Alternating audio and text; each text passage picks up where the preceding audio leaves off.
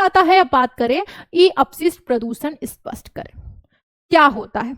तो जैसे कि अभी तक तो हमने बात किया था मानव स्वास्थ्य को कैसे हम प्रभावित कर सकते हैं। अब इसमें देखेंगे ई अपशिष्ट, अगर आपका प्रदूषण स्पष्ट की अगर हम बात करें तो इसमें आता है आपका ई वेस्ट पॉल्यूशंस कैसे हार्म कर रहा है आपके इन्वायरमेंट्स को, आपके और ह्यूमन हेल्थ को कई तरीकों से। तो इसमें हम बात कर लेते हैं क्या हो सकता है।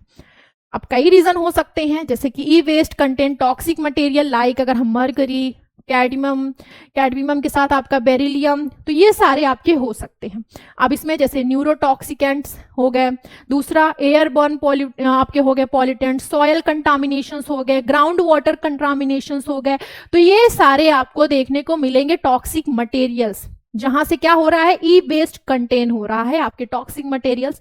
दूसरा हेल्थ इफेक्ट हो सकते हैं। हेल्थ इफेक्ट कैसे, जैसे exposure to e waste can cause करेगा निगेटिव बर्थ आउटकम हो गया, चेंज हो जाएगा आपका लंग्स का जो फंक्शन होगा उसमें चेंजेस आएंगी। दूसरा रिस्पायरेटरी इश्यूज आएंगे, तो ये इफेक्ट्स आपको हेल्थ में देखने को मिल जाएंगे। अब आते हैं प्रैक्टिसेस की बात करें। Practices release toxic materials, practices like हम बात कर सकते हैं हमारे ओपन एयर बर्निंग की, एसिड बाथ, तो बहुत सारे आपको इसमें रीजंस देखने को मिल जाएंगे। अब आते हैं इम्प्रॉपर मैनेजमेंट है अगर कंडीशंस बेस्ड अगर हम बात करें तो इसमें हम क्या लिख सकते हैं, अगर हम देखें तो इम्प्रॉपर में आप लिख सकते हैं improperly manage e waste can pollute soil water air, ये सारे आपको इम्प्रॉपरली इसमें मिल जाएंगे कि कैसे इम्प्रॉपरली ये मैनेज करते हैं जिसकी वजह से भी ये कंडीशंस हो सकती है। तो ये तो हमने जान लिया, जैसे क्या होता है बहुत सारे वेस्ट अगर हमने बहुत दिनों से कोई चीज रखा है तो उस कंडीशंस में हमें चीजें देखने को मिल जाती हैं। अब आते हैं नेक्स्ट, ये तो हमने देख लिया ई अपशिष्ट प्रदूषण स्पष्ट करे, जिसके बारे में हमने जाना कि अगर आता है तो हमें कैसे लिखना है, क्या कंटेंट हो सकता है। अगर काफी विस्तार से हम चीजों को बताएंगे तो काफी आप भी बोर हो गए, आपको भी नहीं समझ में आएगा चीजें और आपको लगेगा कि काफी लेंथी है। तो इसीलिए आपको किस तरीके से लिखना है, क्या कंटेंट्स आप लिख सकते हैं, इस पे आज हम बात कर रहे हैं। क्वेश्चंस आपके कौन कौन से इंपॉर्टेंट है जो आपसे पूछे जाएंगे, मोस्ट इंपॉर्टेंट क्वेश्चंस हैं, तो मोस्टली हमें ये देखना है कि हमें लिखना कैसे। अब आता है किस स्तर का शोर ध्वनि प्रदूषण माना जाता है। मतलब ध्वनि प्रदूषण तो सभी लोग मोस्टली जानते होंगे, लेकिन किस स्तर का शोर, मतलब किस तरीके का शोर, मतलब किस तरीके का वॉइस जो है माना जाता है ध्वनि प्रदूषण। भारत में जो आपका ध्वनि प्रदूषण का स्तर है अगर हम बात करें, या ध्वनि दाब का, आपके दाब का बात करें स्तर का, तो किस सीमा तक आपका स्वीकार है, इस पे हम बात कर लेते हैं। तो इसमें हम देखेंगे जैसे कि सेंट्रल पॉल्यूशन कंट्रोल बोर्ड, जिसको हम CPCB के नाम से जानते हैं, इसमें हम देखेंगे इंडियन से डिफरेंट आपके परमिसिबल नॉइज लेवल होता है डिफरेंट आपके एरियाज में। जैसे इंडस्ट्रियल एरिया की अगर हम बात करें तो उसका अलग आपको देखने को मिल जाएगा। अब आते हैं कॉमर्शियल एरिया, तो वहां पे अलग मिल जाएगा। आपका रेसिडेंटल एरिया में अगर हम बात करें तो वहां पे आपको अलग मिल जाएगा। नेक्स्ट साइलेंस जोन की अगर हम बात करें तो वहां पे अलग आपको लेवल मिल जाएगा। तो ये सारे आपको देखने को मिल जाएंगे। अब आते हैं साइलेंस जोन एरिया, अगर बात करें विद इन 100 मीटर्स की, तो आपके जैसे कि schools, colleges, hospitals and courts, तो ये आपके साइलेंस जोन एरियाज में आएंगे।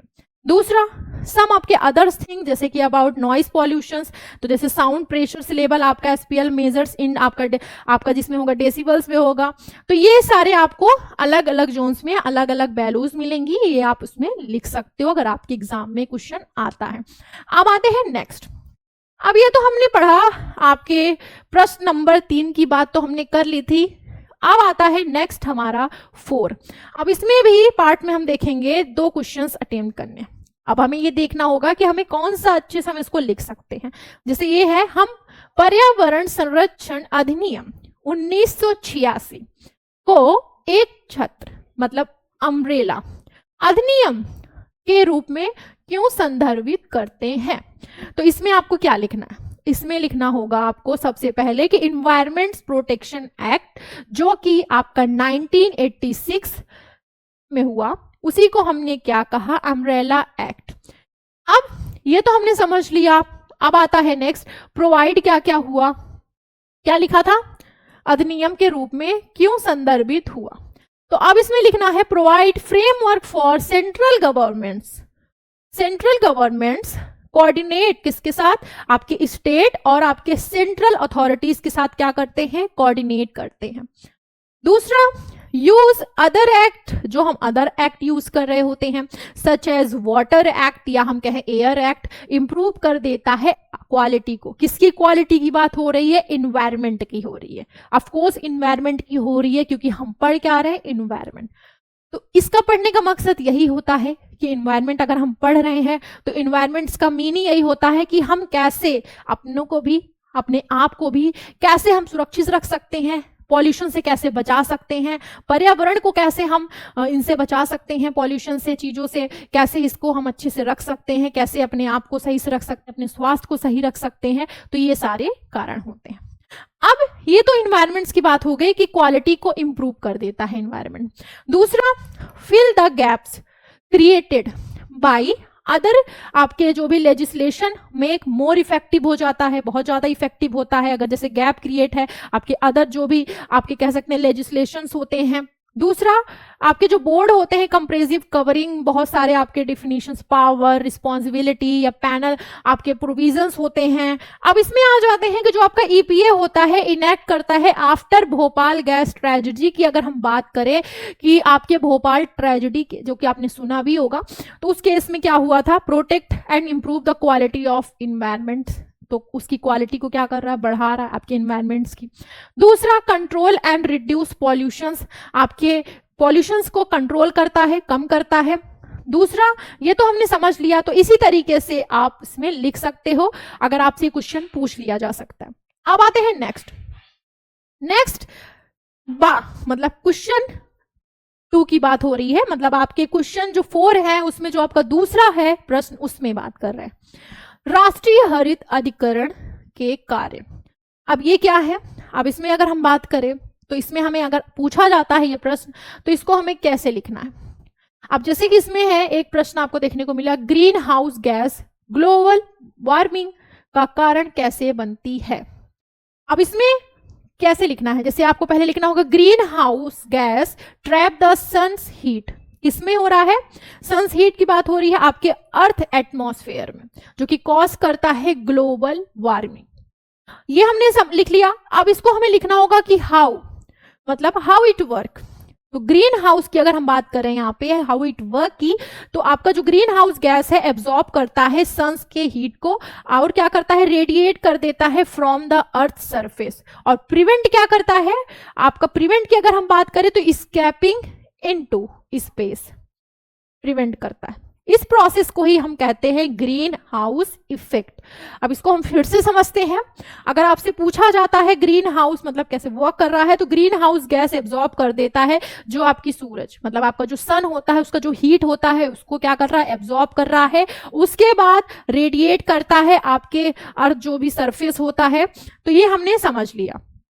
अब आते हैं next question, what causes it, क्या कॉजेज है, जैसे ह्यूमन एक्टिविटीज इंक्रीज करता है कंसंट्रेशन, कुछ ग्रीन हाउसेस गैस आपके एटमॉस्फेयर में होते हैं उनको क्या करता है, ह्यूमन जो एक्टिविटी होती है इंक्रीज कर देती है कंसंट्रेशंस को, कुछ आपके जो भी ग्रीन हाउसेस होते हैं।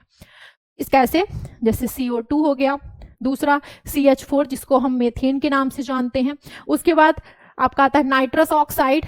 तो ये सारे आपको देखने को मिलेंगे, कुछ आपको एक्टिविटीज आपकी ह्यूमंस की होती है, कंसंट्रेशन जो कि क्या करती है ग्रीन हाउस की इंक्रीज कर देती है।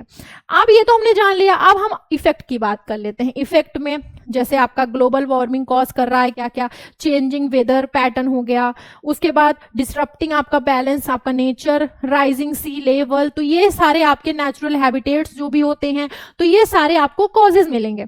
अब इसमें आप सोच रहे हो कि CO2 CH4 ये सब क्या है, तो अगर इस पे हम थोड़ा सा ध्यान दें तो जैसे कि आपको इसमें देखने को मिलेगा जो भी आपको आपका क्लोरोफ्लोरोकार्बन्स जो है अगर हम देखें तो केमिकल कंपाउंड्स होते हैं। अब लाइक हम इसमें देखेंगे जैसे कि रेफ्रिजरेंट्स हो गए, दूसरा आपका आता है प्रोपिलेंट्स हो गए, स्प्रे हो गए, तो ये सारे जो हम नेचर यूज करते हैं ये इस कारण से। अब आपका नाइट्रस ऑक्साइड हो गया, तो ये कैसे forming practices, burning fossils fuels burning, तो ये सारे आपको देखने को, जिसको हम कहते हैं जला हुआ पेट्रोल हो गया, तो ये सारे आपको देखने को मिल जाएंगे। तो ये तो हमने देख लिया। अब आते हैं नेक्स्ट, ये क्वेश्चन तो हमारा हुआ ग्रीन हाउस की बात, कि अगर ग्रीन हाउस के बारे में हमसे पूछा जाता है तो हमें कैसे लिखना होगा, क्या लिख सकते हैं उसमें। अब आता है निम्नलिखित में से किन्हीं दो के उत्तर आपको बताने हैं। ये क्वेश्चन 5 है आपका, जिसमें आपको लिखना है मेन कॉजेज आपका जो ओजोन का होता है। अगर हम बात करें तो इसमें हम क्या लिख सकते हैं, जैसे ओडीएस हो गया आपका, ओजोन डिप्लीट, आपका जो भी डिप्लेटिंग सब्सटेंस है इसका जो भी शॉर्ट फॉर्म होता है वो होता है ओडीएस।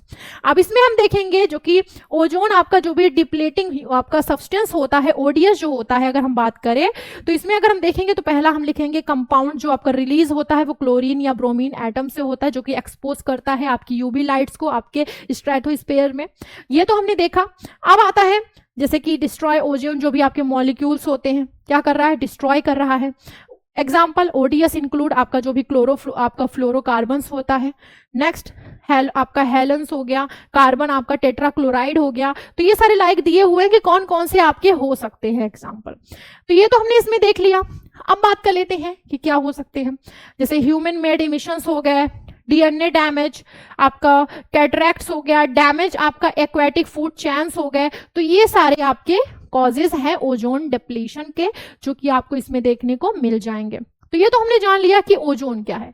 अब आता है नेक्स्ट क्वेश्चन, जो कि आपको दिख ही गया होगा कि हमारा क्या होने वाला है अगला क्वेश्चन, कौन सी गैसें अम्ल वर्षा का कारण बनती हैं। इंपॉर्टेंट क्वेश्चन है, जानना चाहिए। अम्लीय वर्षा एक परेशानी क्यों है, इसमें हमें 2 क्वेश्चन पूछा गया। पहला, कौन सी गैसें अम्ल वर्षा का कारण बनती हैं। दूसरा इसमें पूछा गया है कि अम्लीय वर्षा एक परेशानी क्यों होती है। पहले तो हमें इसका कारण बताना होगा, फिर क्यों है ये बताना होगा। तो दोनों पे हमें बात करनी है। अब आते हैं इसकी तरफ कि इसे हमें लिखना कैसे है। तो अगर आपसे क्वेश्चन पूछा जाता है तो sulphur dioxide and nitrogen oxide gas होती हैं एसिड रेन, ये याद रखना है।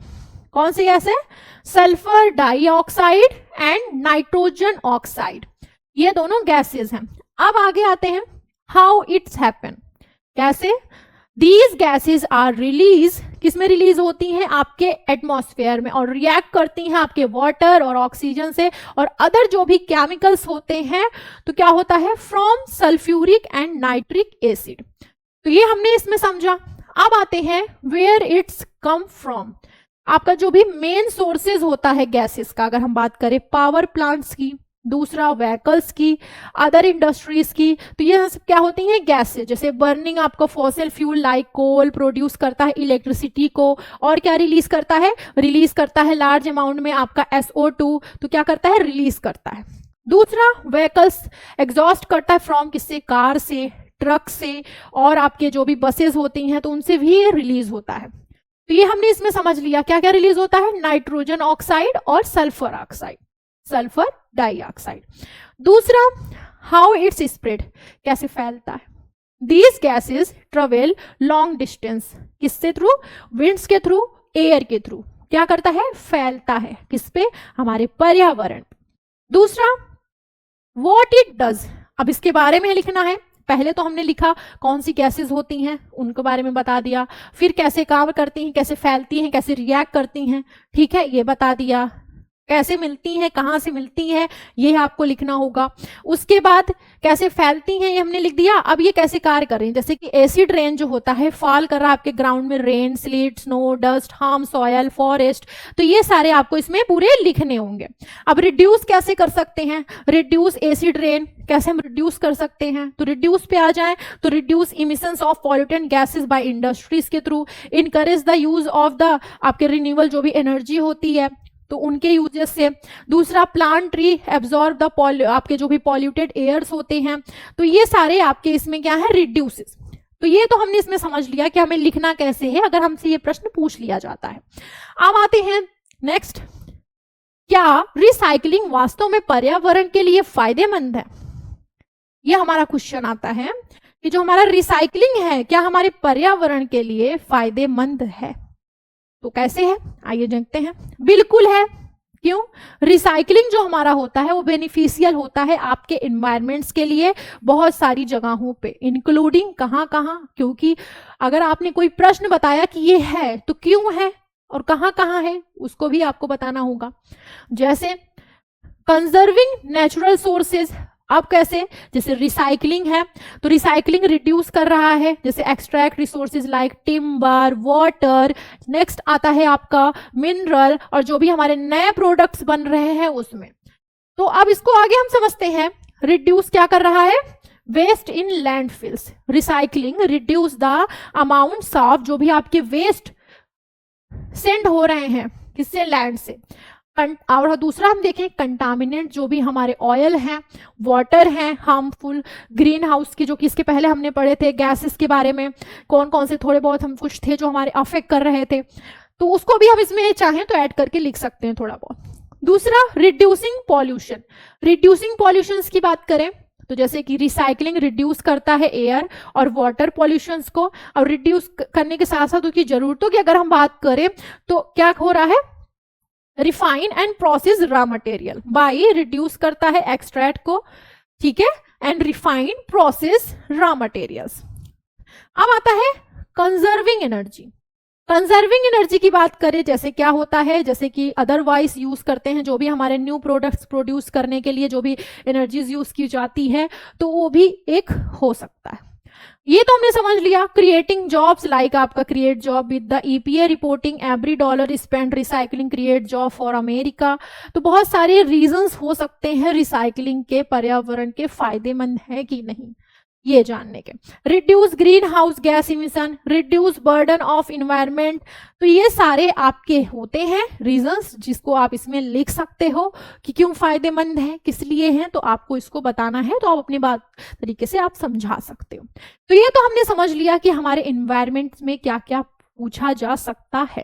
तो ये तो हमने समझ लिया कि हमारे अगर जो क्वेश्चंस पूछे जाएंगे एनवायरनमेंट डिजास्टर मैनेजमेंट में तो कौन कौन से क्वेश्चंस पूछे जाएंगे और उसमें कंटेंट हमें लिखना कैसे है, प्रश्न कैसे पूछे जाते हैं और उसके उत्तर हमें कैसे लिखने होंगे। तो अगर अब हम बात करें इंपॉर्टेंट क्वेश्चंस की तो ये बहुत ही मोस्ट इंपॉर्टेंट क्वेश्चंस थे जिसमें हमने बात किया। अब अगर बात करें और भी इंपॉर्टेंट क्वेश्चंस तो हमारे साथ जुड़े रहिए मेडिकल विद्यार्थी के साथ। अगर हम बात करें कि इसके बाद के हमारे जो भी इंपॉर्टेंट चैप्टर या इंपॉर्टेंट क्वेश्चंस की बात करें कि जो आएंगे तो उसमें आपके अभी तो पहला जो सब्जेक्ट्स आएगा वो आएगा इन्वायरमेंट डिजास्टर मैनेजमेंट का, जिसका एग्जाम होने वाला है और मोस्ट इंपॉर्टेंट क्वेश्चंस हैं आपके, जो कि अगर आप पढ़ लेते हो तो आप कुछ ना कुछ क्वेश्चंस तो आपके फंस ही जाएंगे। अब अगर हम बात कर लेते हैं कि और कौन कौन से क्वेश्चंस हैं जो कि आ सकते हैं, तो इसी में से आपके कुछ शॉर्ट्स क्वेश्चंस भी बन के आ सकते हैं, तो आप उसको भी अगर इसको आप कवर कर लोगे तो उसमें अगर पूछ भी लिया जा सकता है तो आप इसको लिख सकते हो। तो अब हम मिलते हैं नेक्स्ट वीडियो में नए टॉपिक के साथ।